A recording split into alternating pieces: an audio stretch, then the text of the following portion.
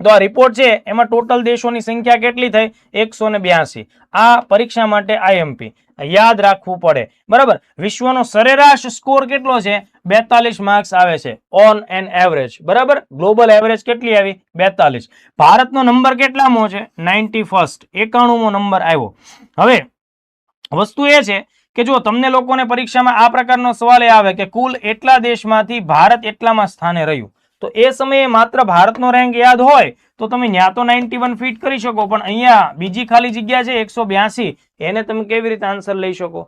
એટલા માટે હું કહું છું કે આ બંને આંકડા તમારે ધ્યાને રાખવા પડશે. હવે જુઓ દોસ્તો, ભારતનો સ્કોર કેટલામો છે? 39 છે, બરાબર. ભારતનો સ્કોર 39 છે, એટલે 42 એવરેજ કરતા આપણો સ્કોર ઓછો છે, બરાબર. એટલે એનો મતલબ તમે સમજી શકો છો કે ભાઈ વિશ્વમાં એવરેજ કરપ્શન કરતા ભારતનું કરપ્શન વધારે તમને દેખાય છે. પણ એમ છતાં જુઓ તો તમે 2024 જે રિપોર્ટ હતો એમાં ભારતનું સ્થાન 96મું હતું, બરાબર છે. એના સ્થાન ઉપર 2025નું સ્થાન છે એ 91મું છે. એટલે ભારતની સ્થિતિમાં 5 રેન્કનો સુધારો થયો છે. એટલે એના પરથી એવું આપણે કહી શકીએ છીએ કે ભારતમાં કમ્પેરેટિવલી છેલ્લા 1 વર્ષમાં ભ્રષ્ટાચારમાં ઘટાડો જોવા મળ્યો છે.